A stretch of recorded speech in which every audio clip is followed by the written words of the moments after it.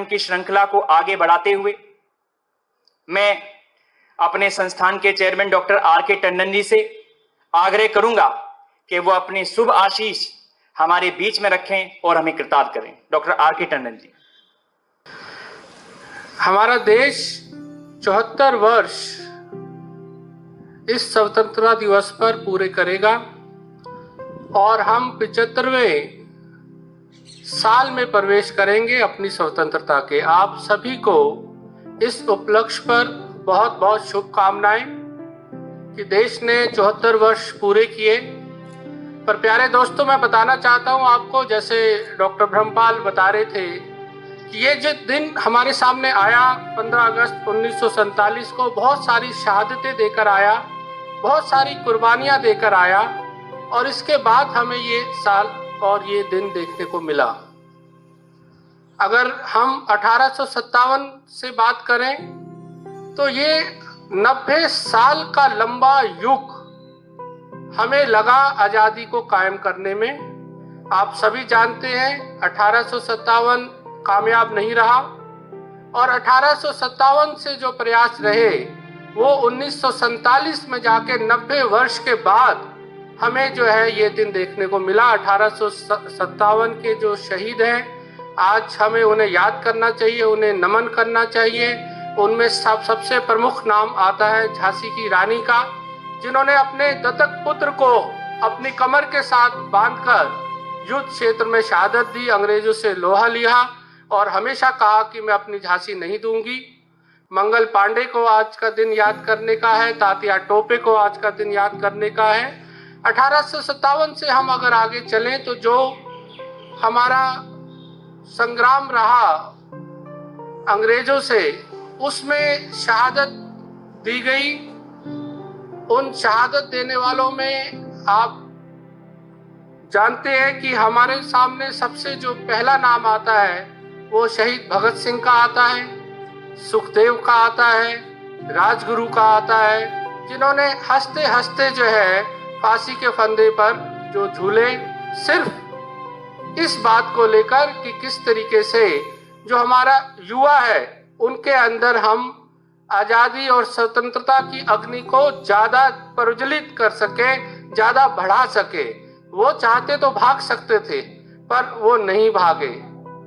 हम अगर नाम लें तो बहुत सारे नाम हमारे सामने आते हैं जिनको मैं लिस्ट डाउन करके आया हूं ताकि कम से कम हमारे सामने नाम जो है छूट सके।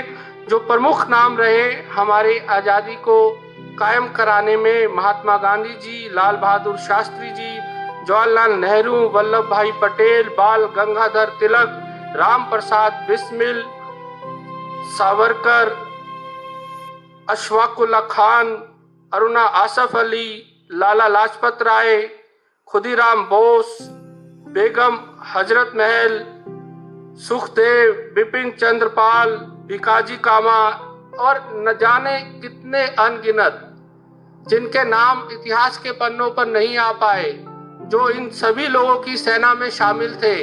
उन सभी लोगों ने, लाला लाजपत राय बहुत ज्यादा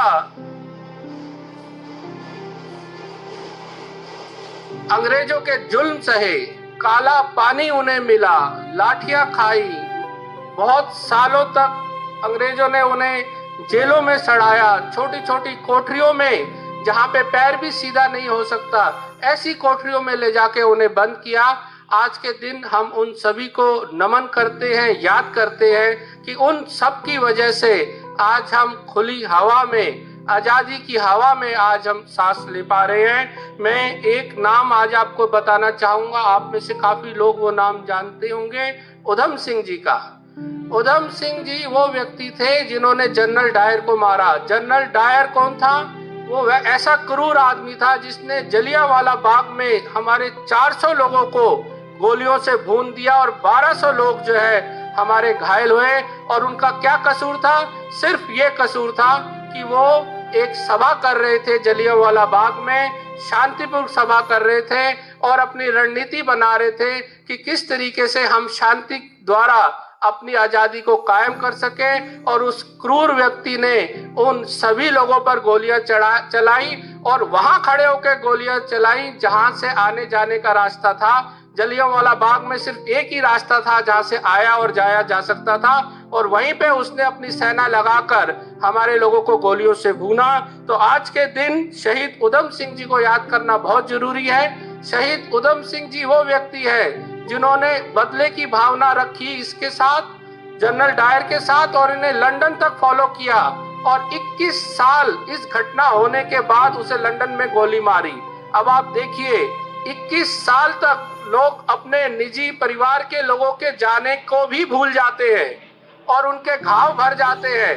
पर ये कितना बड़ा शहीद और स्वतंत्रता सेनानी थे उधम सिंह जी, जिन्होंने 21 साल तक उस अग्नि को अपने दिल में रखा कि इस व्यक्ति ने हमारे 400 लोग मारे हैं और 1200 घायल किए हैं, तो मुझे इसके घर ही जाके इसे गोली मारनी है।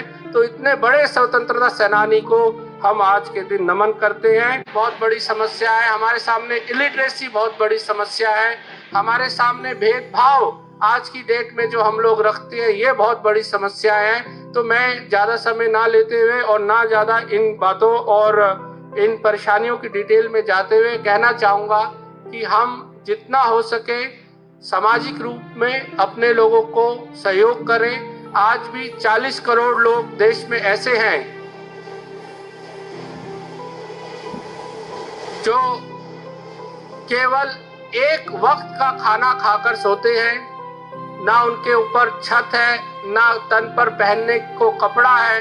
तो हमें कोशिश करनी चाहिए कि जितना हो सके हम अपने सामाजिक जीवन में अपने उन भाई बहनों की मदद कर सके जो गरीबी रेखा से नीचे गुजर रहे हैं और जिनके पास खाने को नहीं है। लिटरेसी के काम में आपकी संस्थाएं बहुत ज़्यादा काम कर रही हैं जैसा आप जानते हैं, और हम स्कूल एजुकेशन से लेके हायर एजुकेशन तक के इंस्टीट्यूट चला रहे हैं ताकि जो लिटरेसी रेट है वो कंट्री का बढ़ाया जा सके। अभी भी हमारी जो ग्रॉस एनरोलमेंट रेशो है वो करीब 24-25 है। ग्रॉस एनरोलमेंट रेशो होती है कि 100 बच्चे अगर जो है वो पास होते हैं तो कितने बच्चे हायर एजुकेशन जाते हैं। तो अभी जो हमारा आंकड़ा है वो 24-25 बच्चों का है जो पास आउट 12th होने के बाद जो है कॉलेज में जाते हैं, जो काफ़ी कम है। हमें कम से कम 45 तक इसको लेके जाना है ताकि लिटरेसी रेट बढ़े, इंडिया स्किलफुल हो सके, आत्मनिर्भर हो सके। जब हमारे पास योग्य लोग होंगे तो वो व्यवसाय करेंगे, नौकरियां करेंगे और आगे बढ़ेंगे और देश को आगे बढ़ाएंगे, देश की इकोनॉमी को आगे बढ़ाएंगे। इन्हीं शब्दों के साथ मैं अपनी वाणी को विराम देता हूं। आप मेरे साथ एक बार फिर से जय हिंद का एक बार उद्घोष करें। जय हिंद, जय हिंद, जय हिंद।